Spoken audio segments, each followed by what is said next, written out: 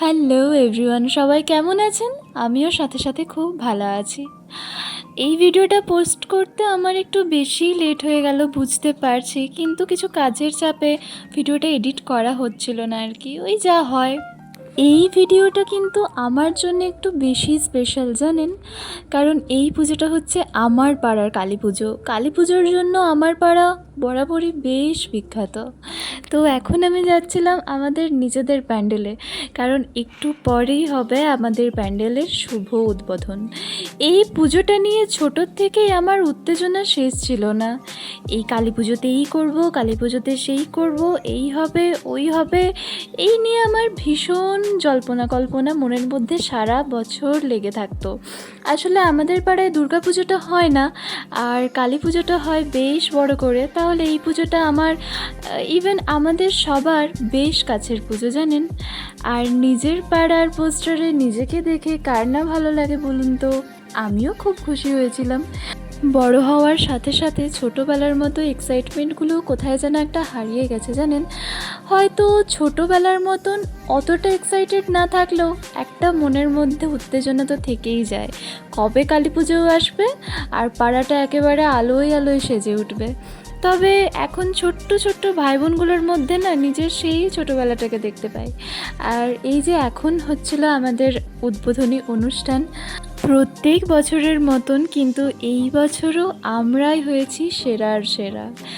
কারণ খাতড়ার মধ্যে আমাদের পুজোটাই প্রথম স্থান অধিকার করে নিয়েছিল।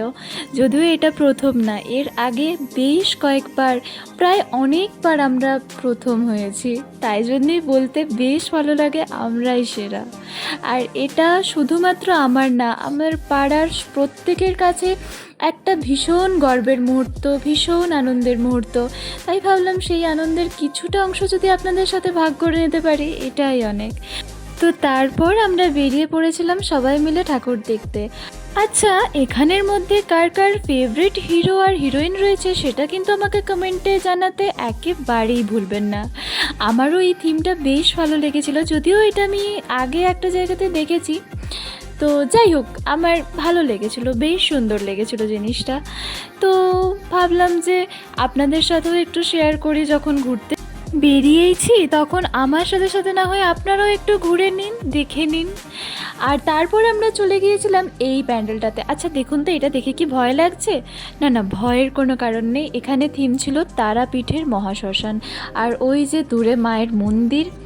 আমার কিন্তু এই থিমটা বেশ ভালো লেগেছিলো। আর ওই যে ওখানে খুব সম্ভবত কোনো মৃতদেহ শোয়ানো আছে, যাই হোক ওদের থিম অনুযায়ী। আর এই যে এইখানে ছিল ছোট্ট মা কালী। আর এই থিমটা কিন্তু আমাদের খুব চেনা জানেন, একটু পরেই আপনাদেরকে বলছি এটা কি রিলেটেড থিম হয়েছিল। আপনারা ভিড়টা একবার দেখুন, এত পরিমাণে ভিড় হয়েছিল বললে বিশ্বাস করবেন না, একটুকুও এগোনো যাচ্ছিল না, একটুও না। তো যাই হোক, ঠাকুর দেখতে যখন বেরিয়েছি তখন ভিড় ঠেলে কিন্তু এগোতেই হবে। প্রচণ্ড ভিড় হয়েছিল। আর এই যে ছোটা ভীমকে কে কে চিনতে পারছেন? জানি হুবহু ছোটা ভীমের মতন দেখতে হয়নি, কিন্তু তাও মানিয়ে নিতে হবে। ইনি কে তা কিন্তু আমি একেবারেই বুঝতে পারিনি। আর আমার বাড়িতেও কেউ বুঝতে পারেনি, অনেককেই দেখিয়েছিলাম, ওরা কেউ বুঝতে পারেনি। এনাকেও বোঝার ক্ষমতা আমাদের হয়ে ওঠেনি। এখন তো আসলে আর এসব দেখার সময় হয় না, হয়তো কার্টুনেরই কোনো ক্যারেক্টার হবে, আমরা ভুলে গেছি, কিন্তু এরা ঠিক মনে রেখে দিয়েছে। তো যাই হোক, আমার এটা দেখে খুব খুব ভালো লাগলো। আর আমার আমার বেশ ভালো লাগতো ছোটাতে ছোটা ভীম দেখতে, আমি অনেক দেখেওছি।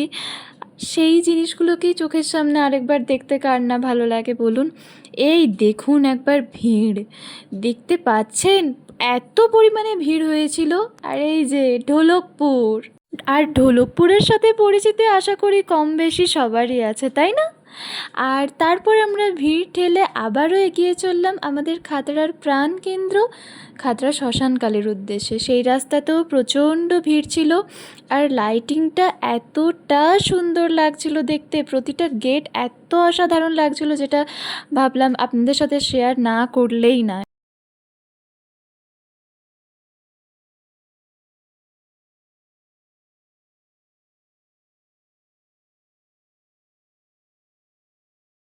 তো আমরা এখানে ঢুকে পড়েছি মন্দিরের মধ্যে, চলে এসেছি। এখানেও অসম্ভব ভিড়, যদিও সমস্ত প্যান্ডেলের থেকে সবথেকে বেশি ভিড় এখানেই জমে। অনেক রাত অবধি অনেক মানুষের আনাগোনা এখানে চলতেই থাকে। কি অপূর্ব সুন্দর সাজে সেজে উঠেছে দেখুন। আগেও আমি এই মন্দিরের অনেক ভিডিও আপনাদের সাথে শেয়ার করেছি, কিন্তু এই কালী পুজোর সময় যেন মন্দিরটা একটা আলাদাই সৌন্দর্যে ফুটে ওঠে, অসম্ভব সুন্দর লাগে।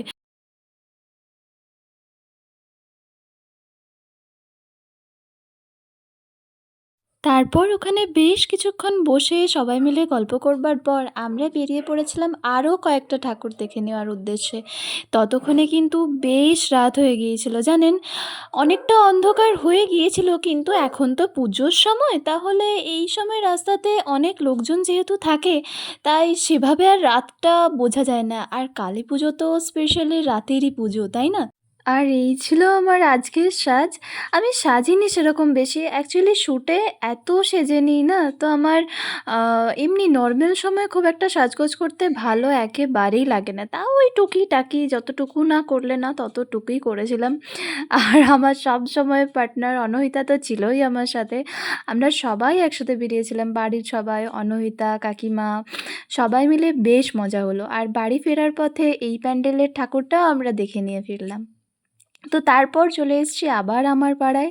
পাড়ায় ঢুকলে আলাদাই ভালো লাগে। এই সাজানো রাস্তা, এত আলো, এত লোকজন, এগুলোর জন্য যেন সারাটা বছর অপেক্ষা করে থাকি।